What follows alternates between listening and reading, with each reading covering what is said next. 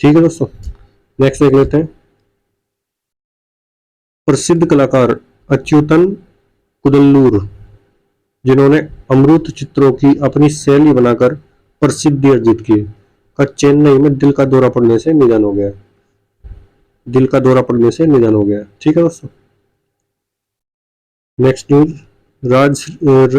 राजऋषि गुप्ता राजऋषि गुप्ता ने ओएनजीसी की विदेशी निवेश शाखा के प्रबंध निदेशक के रूप में पदभार संभाला है। कौन बने हैं ओएनजीसी की विदेशी निवेश शाखा के प्रबंध निदेशक? किसके मैनेजिंग डायरेक्टर कौन बने हैं ओएनजीसी के? राजऋषि गुप्ता। ये आपको याद रखना है, नई अपॉइंटमेंट है राजऋषि गुप्ता। इन्होंने किसका स्थान लिया है? आलोक गुप्ता का। आलोक गुप्ता का, जो पिछले महीने सेवानिवृत्त हो गए थे, आलोक गुप्ता। ठीक है दोस्तों, इसको याद रखना है, किसका स्थान लिया है? आलोक गुप्ता का। नेक्स्ट न्यूज देख लेते हैं। प्रमोद राव ने भारतीय प्रतिभूति और विनिमय board SEBI security and exchange board of India के कार्यकारी निदेशक के रूप में कार्यभार संभाला है। प्रमोद राव ने, किसने संभाला है? प्रमोद राव ने भारतीय प्रतिभूति और विनिमय बोर्ड अर्थात security and exchange board of India के कार्यकारी निदेशक के रूप में कार्यभार संभाला। कौन बने हैं? सेबी के कार्यकारी निदेशक कौन बने? प्रमोद राव। सेबी के कार्यकारी निदेशक कौन बने? प्रमोद राव क्या बने हैं? सेबी के कार्यकारी निदेशक। सेबी के कार्यकारी निदेशक कौन बने? प्रमोद राव। ठीक है दोस्तों, कौन बने? प्रमोद राव।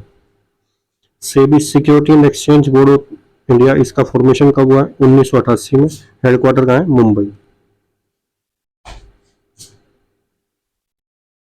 Next news. कर्नाटक, मणिपुर और केंद्र शासित प्रदेश चंडीगढ़ ने नीति आयोग के इंडिया इनोवेशन इंडेक्स के तीसरे संस्करण में अपनी अपनी श्रेणियों में शीर्ष स्थान हासिल किया है।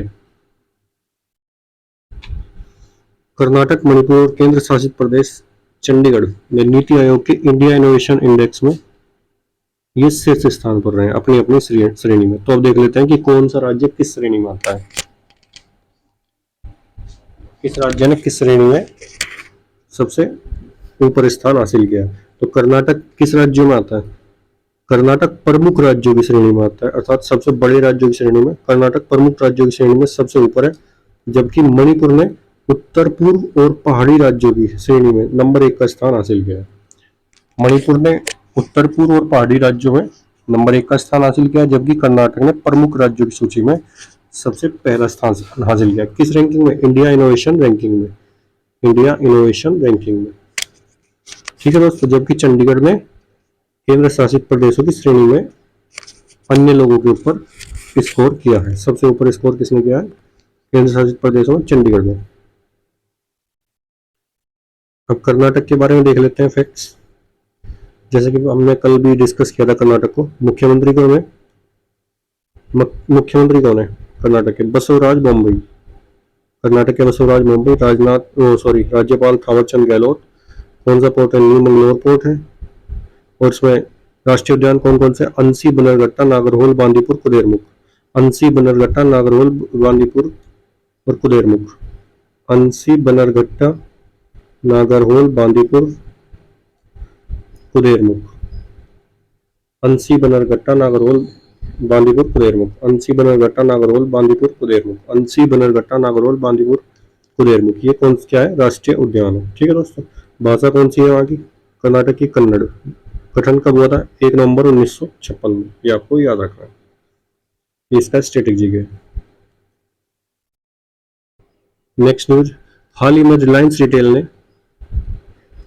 रिटेल ने जसप्रीत बुमराह को अपने एक ब्रांड के लिए क्या चुना है? ब्रांड एम्बेसडर चुना है। किसके लिए? परफॉर्मेक्स ब्रांड के लिए। परफॉर्मेक्स ब्रांड है रिलायंस रिटेल का परफॉर्मेक्स ब्रांड है, उसके लिए जसप्रीत बुमराह को ब्रांड एम्बेसडर चुना गया। ठीक है दोस्तों, ये आपको याद रखना है।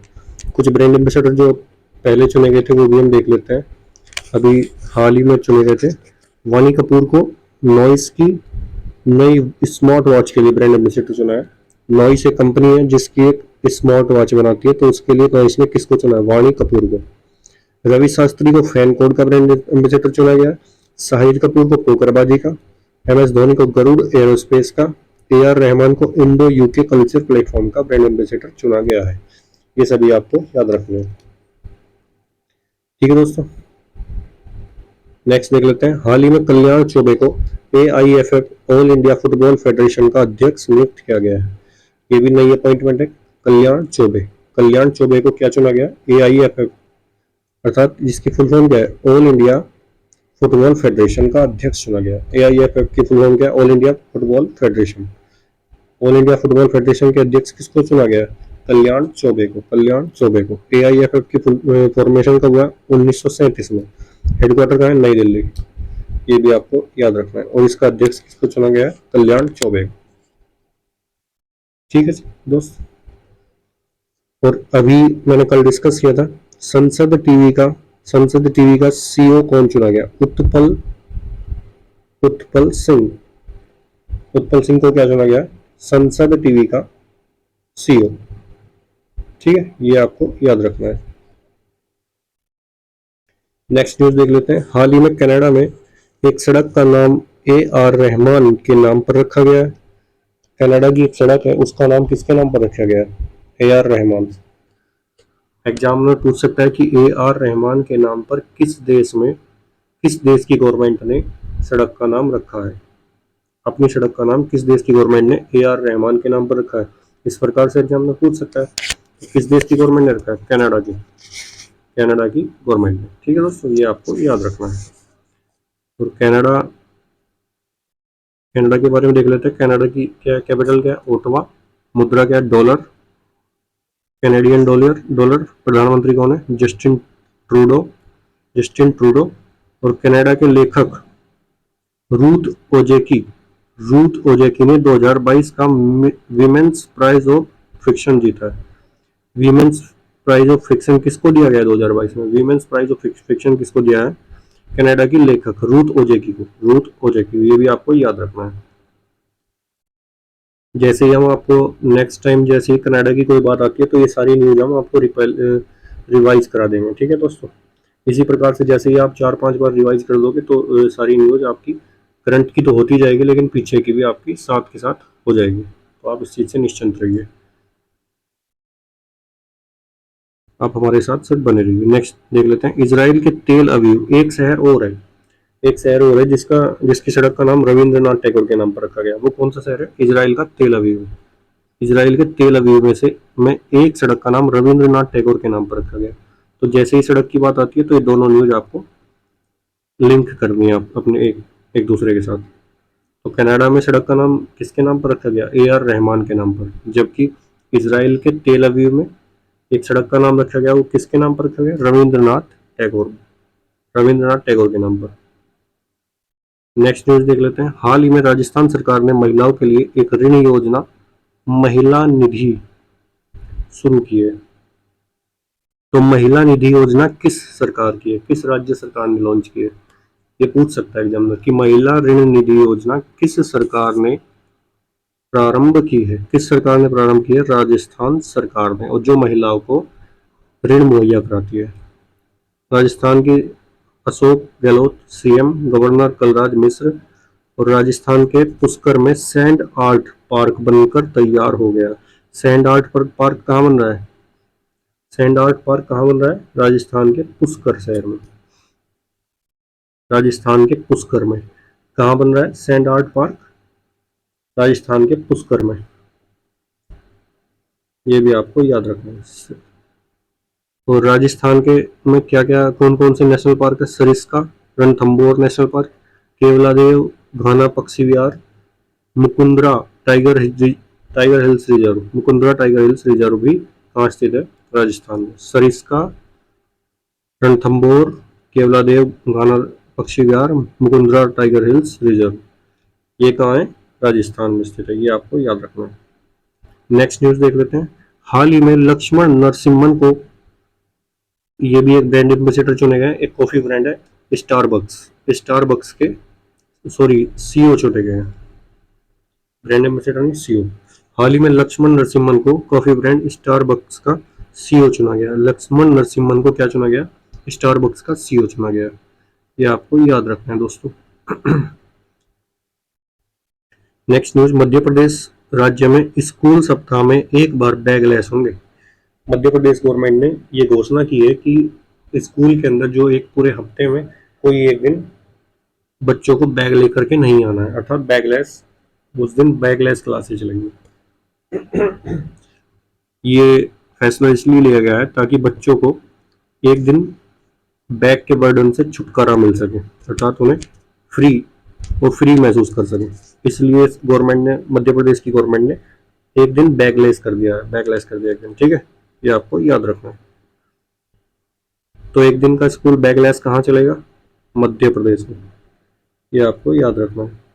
अब मध्य प्रदेश के कुछ फैक्ट्स देख लेते हैं। मध्य प्रदेश के सीएम कौन है? शिवराज सिंह चौहान। गवर्नर कौन है? मंगू भाई छगन भाई पटेल। मध्य प्रदेश का मंडला जिला कार्यात्मक रूप से पहला साक्षर जिला बन गया है, जो आदिवासी जिला है, ये भी आपको इसमें याद रखना है, आदिवासी जिला है। कैसा जिला है? मंडला जिला कैसा है? आदिवासी, ये आदिवासी जिला है जो पूर्ण रूप से साक्षर घोषित हुआ है। मध्य प्रदेश का मंडला जिला कार्यात्मक रूप से पहला साक्षर जिला बन गया है, और कैसा जिला है? आदिवासी जिला है, ठीक है, ये भी आपको याद रखना है। मुख्यमंत्री बाल आशीर्वाद योजना कहाँ की है? मध्य प्रदेश की है। विश्व का सबसे बड़ा तथा सौर ऊर्जा संयंत्र तैरता हुआ,